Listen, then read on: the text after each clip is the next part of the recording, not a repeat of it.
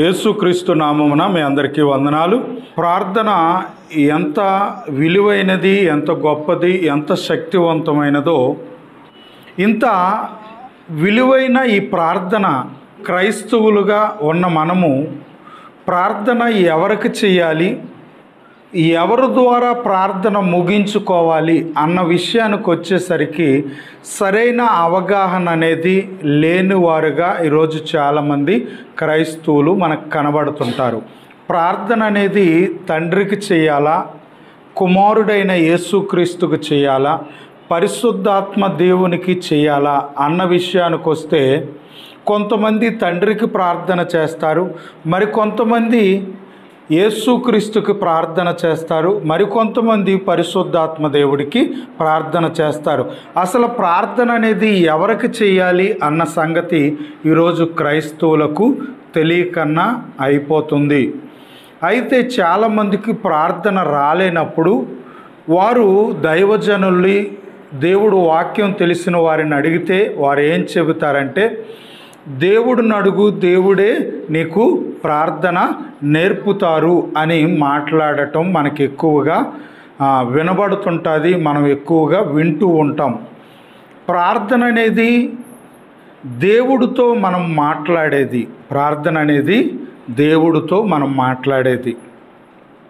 ఒక కలెక్టర్తోనూ, ఒక ఎమ్మెల్యేతోనూ, ఒక ఎంపీ దగ్గరికి మనం మాట్లాడడానికి, మన సమస్యలు చెప్పటానికి వెళ్ళేటప్పుడు కలెక్టర్ గారు ఒకవేళ అవకాశం ఇస్తే కలెక్టర్ దగ్గరికి మనం వెళ్తే ఎలా మాట్లాడాలి అన్నది ముందుగా సిద్ధపడతామా, అక్కడికి వెళ్ళి కలెక్టర్ గారు అవకాశం ఇస్తే అప్పుడు ఆలోచిద్దాం అని అనుకుంటామా? అక్కడ అంత సమయం ఉండదు. ఆయన మనకిచ్చే సమయం చాలా చిన్నది.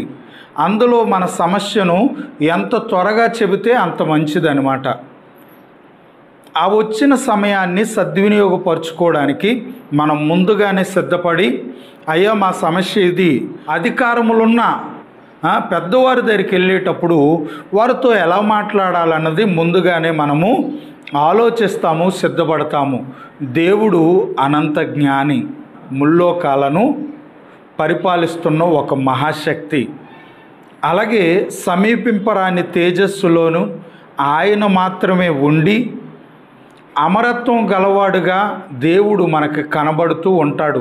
బైబిల్ మీరు చదవగలిగితే అంత గొప్ప శక్తి కలిగిన దేవుడిని, ఆయనతో మాట్లాడే అవకాశము ప్రార్థన ద్వారా వస్తుంది. కాబట్టి మరి ఇంత గొప్ప వ్యక్తితో మనం మాట్లాడేటప్పుడు, ప్రార్థన చేసుకునేటప్పుడు నుంచొని ప్రార్థన చేయాలా, మోకాళ్ళేసి ప్రార్థన చేయాలా, చర్చిలో చేయాలా, బహిరంగ ప్రదేశాల్లో చేయాలా, గదిలోకి వెళ్ళి చేయాలా, అసలు ఎక్కడ చేస్తే దేవుడు ప్రార్థన చేస్తాడు, మన ప్రార్థన వింటాడు, ఎవరికి ప్రార్థన చేస్తే మన ప్రార్థనకు జవాబు దొరుకుతుంది, ఇవేమీ కూడా క్రైస్తవులు ఆలోచించట్లేదు.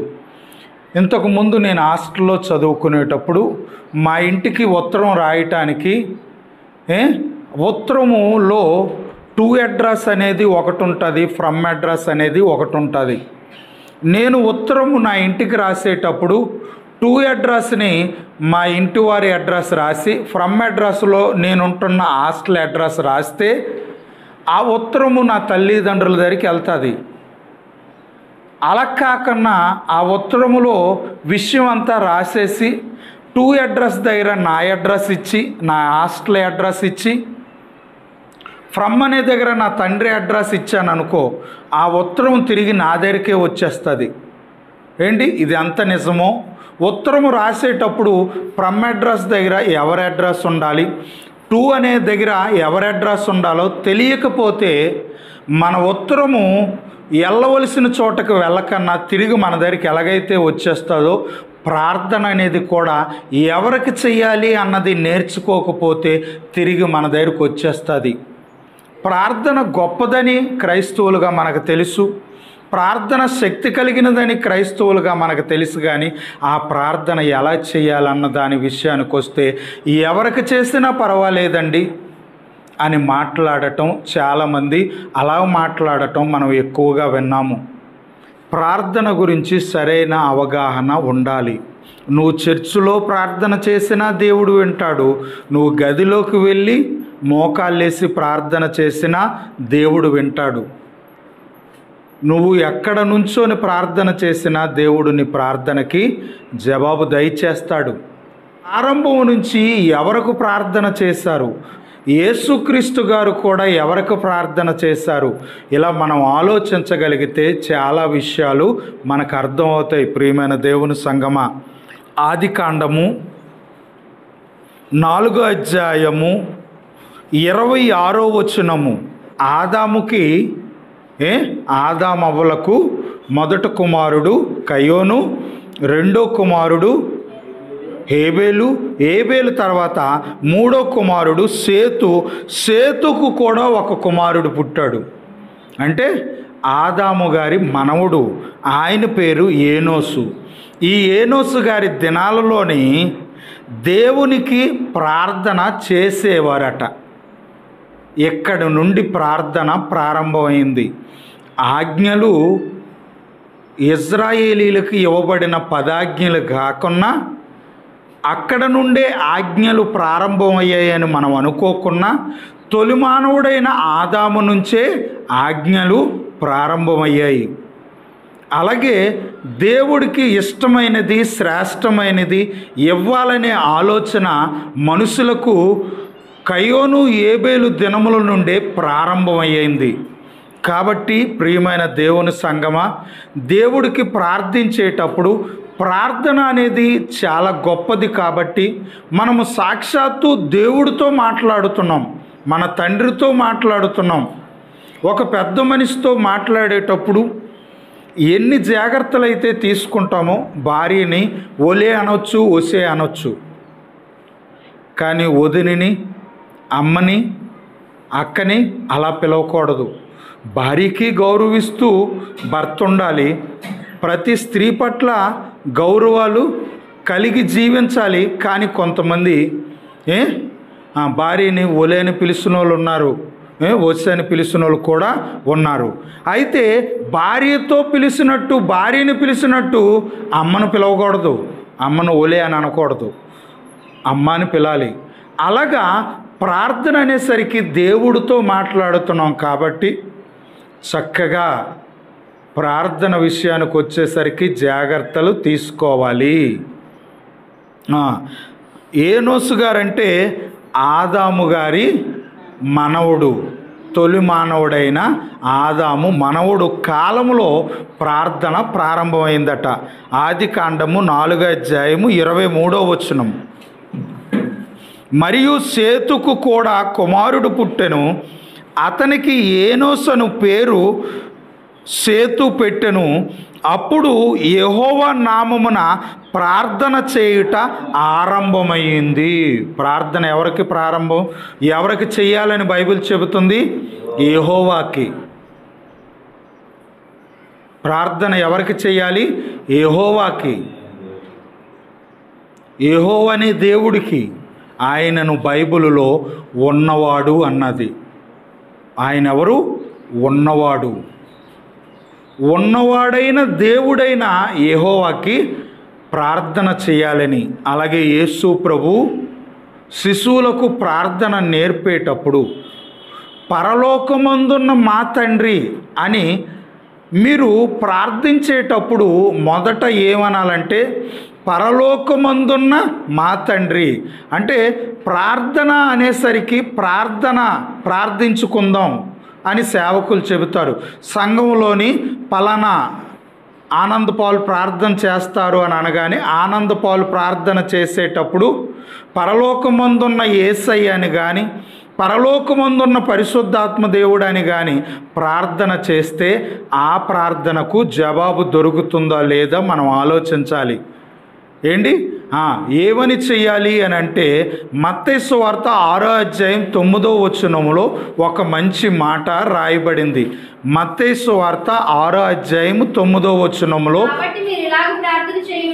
కాబట్టి యేసు ప్రభు తన శిశువులకు ప్రార్థన నేర్పుతున్నాడు, ఎలా ప్రార్థన చేయాలో చెబుతున్నాడు.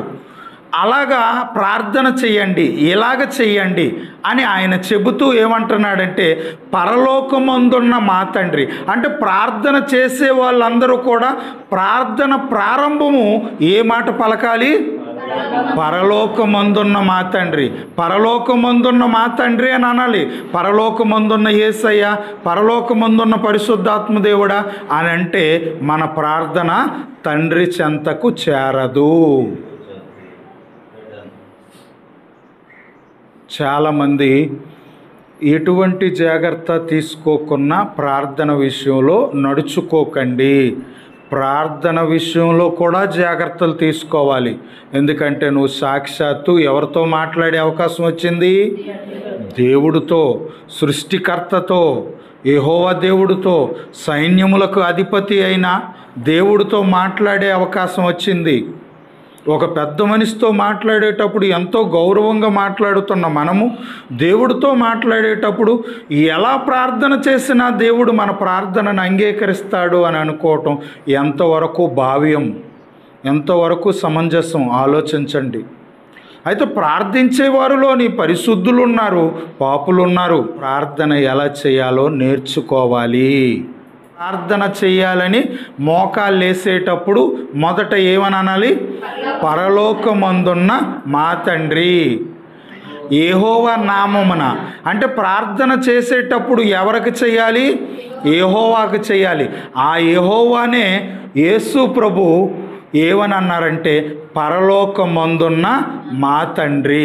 పరలోకమందున్న మా తండ్రి అని ప్రార్థన ఎత్తుకునేటప్పుడు ఆ ప్రారంభం ఈ మాట పలికి నువ్వు ఏవేవి అనుకుంటున్నావో, నీ బాధలా, నీ కష్టాలా, నీ ఆత్మీయ జీవితమా, ఇవన్నీ కూడా ప్రార్థనలో అడిగేసి ఈ ప్రార్థన యేసు నామములో అడుగుచున్నాము తండ్రి, ఆమేనంటే నీ ప్రార్థన దేవుడి దగ్గరికి వెళ్తుంది. ఆదికాండము 21వ అధ్యాయము 33వ వచనము. ఇక్కడ అబ్రాహాము గారు కూడా ప్రార్థన చేస్తున్నారు. అబ్రాహాము బెయేర్షెబాలో ఒక పిచ్చుల వృక్షము నాటి అక్కడ నిత్య దేవుడైన యెహోవా ప్రార్థన చేసెను. అబ్రాహాము గారు ఎవరికి ప్రార్థన చేశారు? యెహోవా పేరట, యెహోవా నామమున, యెహోవా పేరట. యెహోవా ఎవరు? నిత్య దేవుడు, నిత్యముండే దేవుడు. అలాగని యేసు ప్రభువు కూడా దేవుడే, పరిశుద్ధాత్మ దేవుడు కూడా దేవుడే. అయితే ప్రార్థన ఒక విధంగా మీరు చేయాలి, ఒక క్రమంలో నడవాలి అన్నమాట ఎంత నిజమో ప్రార్థన కూడా క్రమంలో ఉండాలి. ప్రార్థన నేర్చుకోవాలని బైబిల్ చెబుతుంది. ప్రార్థన రాని వారికి నేర్పాలని బైబిల్ చెబుతుంది. బైబిల్ చెబుతుందా, నేనే చెబుతున్నానా? లూకా సువార్త 11వ అధ్యాయము 1వ వచనము నుండి 2వ వచనం వరకు మనం చదువుకుందాం. యేసు ప్రభువు కూడా ప్రార్థన చేస్తున్నారట. మనలాగే భూమి మీద బ్రతికుండేటప్పుడు యేసు ప్రభువు కూడా ప్రార్థన చేస్తున్నారట. యేసు ఒక చోట ప్రార్థన చేయుచుండెను. ప్రార్థన పూర్తయిపోయిన తర్వాత యేసుక్రీస్తును అనుసరిస్తున్న శిశువులలో ఒకడు యేసు ప్రభువుని ప్రభువు అని పిలుస్తూ, యోహాను గారు తన శిశువులకు ప్రార్థన నేర్పునట్టుగా మాకును ప్రార్థన చేయటము నేర్పమని యేసు ప్రభువును అనుసరిస్తున్న అపోస్తలులు యేసు ప్రభువును అడిగెను. చూసారా? అంటే ప్రార్థన నువ్వు నేర్చుకో. ప్రార్థన రాకపోతే, తినడం రాకపోతే తినడం నేర్చుకో.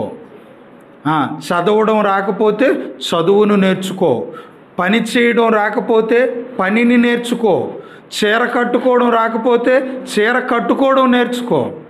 ఏవండి, భూమి మీద బ్రతికుండేటప్పుడు ఇన్ని నేర్చుకుంటున్నాం, కానీ ప్రార్థన విషయానికి వచ్చేసరికి ఏ ప్రాక్టీస్ అవసరం లేదు. దేవుడే నేర్పేస్తాడు అని అనటం ఎంతవరకు ధర్మం? ఎంతవరకు న్యాయం, ఎంతవరకు సబబు ఆలోచించాలి. బైబిలే చెబుతుంది. యేసు ప్రభు ప్రార్థన చేస్తుంటే ఎవరికి అసలు ఈయన ప్రార్థన చేస్తున్నారు? ఆయన ఎవరు? ఆయన ఎక్కడుంటారు? అయితే మేము కూడా ప్రార్థన చేయాలంటే మేము కూడా యేసయ్యని అడగాలి. ప్రార్థన ఎలాగ చేయాలో చాలామంది మా తరంలో ఉన్నవారు చేస్తున్నారు. వాళ్ళందరూ కూడా నేర్చుకున్నారు కాబట్టి చేయగలుగుతున్నారు. మేము కూడా నేర్చుకోవాలి, మేము కూడా ప్రార్థన చేయాలనే ఆలోచన ప్రార్థన రానివారు, సరిగ్గా ప్రార్థన చేయడం రానివారు కూడా నేర్చుకోవాలని పరిశుద్ధ గ్రంథమైన బైబిలు చెబుతుంది. యేసు ప్రభు శిష్యులు ఏమని అడుగుతున్నారు? యేసు ప్రభు ఒక చోట ప్రార్థన చేసుకున్నాడట. వీళ్ళు చూశారట. చూసి యేసు ప్రభుని అడుగుతున్నారట, ఏంటి ఏ రోజైనా ఇలా నడుచుకున్నామా? ప్రార్థన రాకపోతే ప్రార్థన నేర్చుకోవాలి. బైబిల్ చదివే విధానం రాకపోతే బైబిల్ చదివే విధానం నేర్చుకోవాలి. దేవుడిలో ఎదిగే విధానం రాకపోతే అది కూడా నేర్చుకోవాలి. ఇలాంటి ఆలోచనలతోనైనా మనం క్రైస్తవులుగా అయ్యాం. ఇలాంటి ఆలోచనల కొరకైనా మనం సంఘానికి వస్తున్నాం అన్నారట. బాప్తిస్మిచ్చు యోహాను, ఆయనను కొంతమంది అనుసరిస్తున్నారు. వారికి కూడా యోహాను గారు ప్రార్థన నేర్పారు. మాకేం చేస్తారంటే, మీరేం చేస్తారంటే ప్రార్థన ఎలా చేయాలో మాకు కూడా నేర్పండి. అంటే ప్రార్థన నేర్చుకోండని ఈ వచనం మనకి జ్ఞాపకం చేస్తుందా? ప్రార్థన తెలిసిన వాళ్ళ దగ్గరికి వెళ్ళి నేర్చుకోవాలి. ప్రార్థన ఎవరికి చేయాలి? తండ్రికి చేయాలా? కుమారుడైన యేసుక్రీస్తుకు చేయాలి? పరిశుద్ధాత్మ దేవుడికి చేయాలా? ముగ్గురికి చేయాలా? ముగ్గురులో ఒకరికి చేయాలా? ఎలా ప్రార్థన చేయాలి? ఏ ప్రార్థన చేయాలి? ఏ అంశాల కొరకు ప్రార్థన చేయాలి? ఎవరి ద్వారా ప్రార్థన ముగించుకోవాలి? ఇవన్నీ తెలియాలి. ఆమేన్ అనే మాట వాడేస్తున్నాం ప్రార్థన అంతా అయిపోయినప్పుడు. ఆమేన్ అనే మాటకు అర్థం ఏంటి? ఇది కూడా తెలుసుకోవాలి. ఇవేమీ తెలియకన్నా మనం క్రైస్తవులుగా ఎదిగితే కనీసం నువ్వు భక్తిలో ఎదగటం కాదు, కానీ భక్తి గురించి పక్కన పెట్టు, పరలోకం గురించి పక్కన పెట్టు, ప్రార్థన నేర్చుకోమని నేను చెబితే మరి మా వాళ్ళు ఎవరు నేర్పలేదండి, నాకు తెలియలేదండి, నాకు నచ్చిన ప్రార్థన, నాకు వచ్చిన ప్రార్థన చేసేసానంటే దేవుడు అంగీకరిస్తాడా? నేను నేర్చుకోమని చెప్పాను కదా, మరి నేర్చుకోకపోవడం నీది తప్పే కదమ్మా అని అంటే ఆ రోజు దేవుడికి ఏం సమాధానం చెప్తాం? ప్రియమైన దేవుని పిల్లలారా, దేహ రక్షణ కొరకు బైబిల్ చదవండి, ఆత్మరక్షణ కొరకు బైబిల్ చదవండి. దేవుడితో పాటు ప్రతినిత్యము దేవుడున్న పరలోకంలో ఆయనతో పాటు నిత్య విశ్రాంతిలోకి వెళ్ళాలంటే బైబిలును ఖచ్చితంగా చదవాలి. అవునా? అయితే యోహాను గారు తన శిష్యులకు ప్రార్థన నేర్పినట్టు మీరేం చేస్తారు? మాకు ప్రార్థన నేర్పండి అంటే వాళ్ళు అడిగినట్టు యేసు ప్రభు వాళ్ళకి ప్రార్థన నేర్పారు. కింద చదువుకుందాం. అందుకు యేసు, చూసారా, మీరు ప్రార్థన ఎలాగా చెయ్యాలో మీకు నేను నేర్పుతాను, మీరు నేర్చుకోండి. అవునా?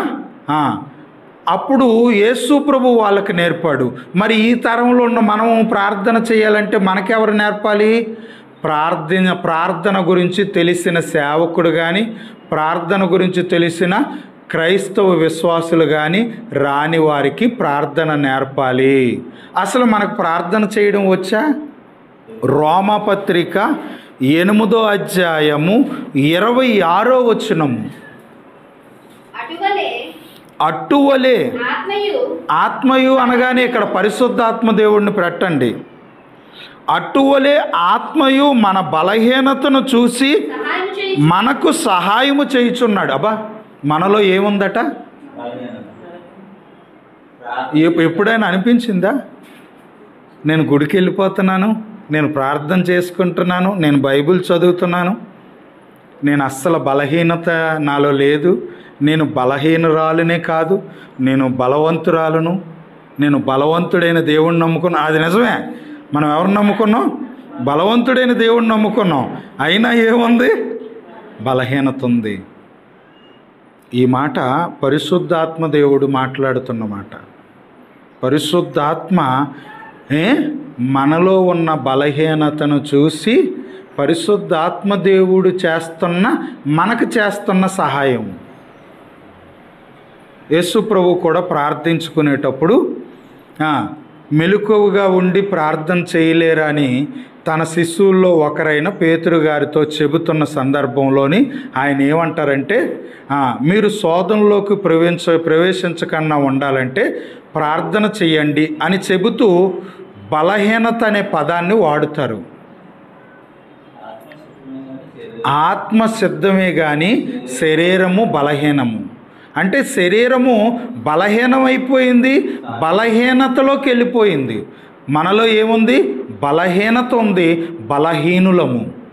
ఈ బలహీనులమైన మనకి బలవంతులైన దేవుళ్ళు చేస్తున్న సహాయం, దేవుడు చేస్తున్న సహాయం, పరిశుద్ధాత్మ మనకు చేస్తున్న సహాయం అంట. ఏంటది? అట్టువలే ఆత్మ మన బలహీనతను చూసి సహాయము చేస్తున్నాడట. అనగా మనము యుక్తముగా ఎలాగూ ప్రార్థన చేయాలో మనకు తెలియదట. అంటే మనకు ప్రార్థన చేయడం వచ్చు కానీ ఏ ప్రార్థన రాదు? యుక్తమైన ప్రార్థన రాదంట. ఆ యుక్తమైన ప్రార్థన ఎవరు చేస్తున్నారు మన కోసం? తండ్రికి పరిశుద్ధాత్మ దేవుడు చేస్తున్నాడు. మన ప్రార్థనలో కూడా పరిశుద్ధాత్మ దేవుడు మనకు సహాయపడుతున్నాడు. ఇదిగో ఇదొక బలహీనత, ఈ బలహీనతలో నేను నీకు సాయం చేస్తాను. మనకు ప్రార్థన చేయడము రాదు, ఎలా ప్రార్థన చేయడం అది రాదు, యుక్తమైన ప్రార్థన అస్సలు రాదు. కాబట్టి ప్రార్థన చెయ్యాలి, ఎలా ప్రార్థన చెయ్యాలో నేర్చుకోవాలి, ఎవరి ద్వారా ఈ ప్రార్థన తండ్రికి అప్పగించుకోవాలో అది నేర్చుకోవాలి. యుక్తమైన ప్రార్థనలో కూడా మనం ఎదగాలి. ప్రార్థన శక్తి కలిగినదని సేవకులు గుర్తించారు, క్రైస్తవులు గుర్తించారు. కానీ ప్రార్థన విషయానికి వచ్చేసరికి ఒక గొప్ప వ్యక్తితో మాట్లాడుతున్నాం. ఆ గొప్ప వ్యక్తి ఎవరు? సమీపింపరాని తేజస్సు కలిగి. పౌలు గారు పత్రిక రాస్తూ అంటారు, సమీపింపరాని తేజస్సు అంటే ఆయన దగ్గరికి వెళ్ళలేము, అలాంటి ప్లేసులో ఉన్నాడు ఆయన. ఇప్పుడు అలాంటి ఆయనతో మనం మాట్లాడుతున్నాం. ఎంత జాగ్రత్తగా మాట్లాడాలండి? ప్రార్థన అంటే ఏంటి? దేవుడితో మాట్లాడటం. మరి ఎంత పద్ధతి ఉండాలి? ముందుకు వెళ్దామా? ఎలాగూ ప్రార్థన చేయవలెనో మనకు తెలియదు కానీ ఉచ్చరింప సఖ్యము కాని మూలుగులతో. యుక్తమైన ప్రార్థన ఎలాగుంటుంది? ఉచ్చరింప సఖ్యము కాని మూలుగులతో ఆ ఆత్మ తానే మన పక్షమున విజ్ఞాపన చేయుచున్నాడు. పరిశుద్ధాత్మ దేవుడు సహాయము. ప్రార్థనలో ఈయన సహాయం. లూకా సువార్త 6వ అధ్యాయము. అసలు క్రైస్తవులే ప్రార్థనకి రారు, సమయానికి రారు. కొంతమంది ప్రార్థన ముందు వచ్చిన వాళ్ళు ఉంటారు, ప్రార్థనకి మధ్యలో వచ్చిన వాళ్ళు ఉంటారు, ఆశీర్వాదం ఇచ్చి ముగింపులో వచ్చిన వాళ్ళు ఉంటారు, పాటలు అయిపోయిన తర్వాత వచ్చిన వాళ్ళు ఉన్నారు. ఇంకా పాస్టర్ గారు ప్రసంగం స్టార్ట్ చేయలేదు కాబట్టి అప్పుడే వెళ్ళక్కర్లేదు, మన పనులన్నీ చేసుకొని వెళ్దాము, ప్రసంగం స్టార్ట్ అయినప్పుడు వెళ్దాం అనేసి టైం పెట్టుకొని మరి వచ్చిన వాళ్ళు కూడా ఉన్నారు. అవునా? ఇలా బ్రతకొచ్చా? ఇలా నడవచ్చా? ఏంటి? అధికారములు ఉన్న నాయకులతో ఎంత అవసరమైతే ఉందని మనము గుర్తెరిగాము. డబ్బున్న లక్షాధికారులు, కోటేశ్వరుల దగ్గర వాళ్ళతో చాలా పని ఉందని వాళ్ళ దగ్గర ఎలాగైతే నడుచుకుంటామో దేవుడు కూడా అంతకు మించినవాడు కాబట్టి ఆయనతో మనకు చాలా అవసరం ఉంది కాబట్టి ఆయన దగ్గర కూడా జాగ్రత్తగా నడుచుకోవాలి. కొన్ని పనులు మనుషులు చేయలేరు, అవి దేవుడే చెయ్యాలి మనుషుల కొరకు. అందులో ఒకటి, చాలా ఉన్నాయి, అందులో ఒకటి ఏంటంటే చచ్చిపోయిన మనుషులను బ్రతికించటం. ఇప్పుడు మనం బ్రతుకున్నామా, మన కళ్ళ ముందు ఒక మనిషి చచ్చిపోతుండా, ఆడు అసలు ఎందుకు చచ్చిపోయాడు, ఏది లేకపోవటం వల్ల వాడు కన్ను పని చేయలేదు, చేతులు పని చేయలేదు, అదేదో తెలుసుకొని అందులో పెడితే బ్రతికేస్తాడు కదా అని స్టడీ చేస్తున్నారు. అది వాళ్ళ వల్ల కాదు, ఎందుకంటే దాన్ని నడిపించే శక్తి అది సాక్షాత్తు దేవుడే చేయగలడు, దేవుడి దగ్గర నుండే వస్తుంది. అది మానవ కంటికి కనిపించని ఒక అద్భుతమైన మహాశక్తి స్వరూపం. అది మాత్రమే దీన్ని పని చేయిస్తుంది. దాని మీద పరిశోధనలు చేస్తున్నారు కానీ బ్రతుకు మీద ఎటువంటి పరిశోధనలు చేయట్లేదు. ప్రియమైన దేవుని పిల్లలారా, లూకా సువార్త 6వ అధ్యాయము 12వ వచనము. లూకా సువార్త 6వ అధ్యాయము 12వ వచనం. ఆ దినముల యందు ఆయన ప్రార్థన చేయుటకు కొండకు వెళ్ళి దేవునికి ప్రార్థించుట యందు రాత్రి గడిపెను. చాలండి. యేసు ప్రభువు కూడా ప్రార్థన చేస్తున్నారు. ఎవరికి చేస్తున్నారు? తండ్రి అయిన దేవునికి. ప్రార్థించేటప్పుడు ఎవరికి ప్రార్థన చేయాలి అని అంటే యెహోవాకి చేయాలని, ఆయనే తండ్రి అని, ఆయనే దేవుడని, ఆయనకే. తన శిశువులకు కూడా మత్తయి సువార్త 6వ అధ్యాయం 9వ వచనంలో తండ్రికే ప్రార్థన చెయ్యండి అని, ఆయన పరలోకంలో ఉన్నారని, ఆయన మనకి దేవుడు మాత్రమే కాదు తండ్రి కూడా అవుతాడని యేసు ప్రభు వారు చెప్పినట్టుగా మనకు బైబిల్లో కనబడుతుంది. యోహాను సువార్త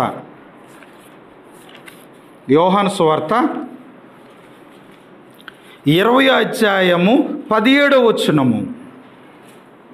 యోహాను సువార్త 20వ అధ్యాయము 17వ వచనం. యేసు ప్రభు చనిపోయి తిరిగి లేచిన తర్వాత యేసు ఆమెతో, నేను ఇంకనూ తండ్రి యొద్దకు ఎక్కిపోలేదు గనుక నన్ను ముట్టుకోవద్దు, అయితే నా సహోదరులైన దేవుని బిడ్డల దగ్గరికి వెళ్ళి నా తండ్రియు మీ తండ్రియు నా దేవుడు మీ దేవుడైన వాని యొద్దకు ఎక్కిపోవచ్చున్నానని వారితో చెప్పమనెను. అంటే యెహోవా దేవుడు యేసుకి కూడా దేవుడే, మనకి కూడా దేవుడే. యెహోవా దేవుడు యేసుకి తండ్రే, మనకు తండ్రే. కాబట్టి ఆ దేవుడికే యేసు ప్రభు ప్రార్థన చేశారు. మనము కూడా ఎవరికి చేయాలి? ఆయనకే చేయాలని. ఎవరి ద్వారా ముగించుకోవాలి? పేతురు గారు రాసిన మొదటి పత్రిక 1వ అధ్యాయము 17వ వచనము. పక్షపాతము లేకుండా క్రియలను బట్టి ప్రతివానికి తీర్పు తీర్చువాడు తండ్రి అని మీరు ఆయనకు ప్రార్థన చేయుచున్నారు. ఎవరికి ప్రార్థన చేయాలట? తండ్రికి చేయాలి. ఎవరికి ప్రార్థన చేయాలని పేతురు గారు తన పత్రికలో చెబుతున్నారు? ప్రతివానికి మన క్రియలను బట్టి మనకు తీర్పు తీర్చేవాడు తండ్రి. కాబట్టి మీరు ఎవరికి చేయాలి? తండ్రికి చెయ్యాలి అని చెబుతున్నారనమాట. ఎఫెసీ పత్రిక 5వ అధ్యాయము 20వ వచనం. మన ప్రభువైన యేసుక్రీస్తు పేరట సమస్తమును గురించి తండ్రైన దేవునికి ఎల్లప్పుడూ కృతజ్ఞత స్తుతులు చెల్లించుచు క్రీస్తునందలి భయముతో ఒకరినొకడు లోబడి ఉండండి. తండ్రికి ప్రార్థన చేయండి, యేసుక్రీస్తు ద్వారా చేయండి అని ఈ వాక్యాలు మనకి నేర్పుతున్నాయి అన్నమాట. ప్రియమైన దేవుని సంగమా, ప్రార్థన చేయడము నేర్చుకోవాలి. నేర్చుకోవాలా వద్దా? నేర్చుకోమని బైబిల్ చెబుతుందా లేదా? మనకేమి నేర్పారు మన తల్లిదండ్రులు? తినడం నేర్పారు, నడవడం నేర్పారు. నడక నేర్పారా? ఓకే. పని చేసుకోవడం నేర్పారు, చదువుకోవడం నేర్పారు. పెళ్ళిడు వచ్చినప్పుడు పెళ్ళి చేసుకునే అబ్బాయి ముందు నుంచోవాలంటే చీర కట్టుకోవడం నేర్పారు. ఇలా చాలా నేర్పారు.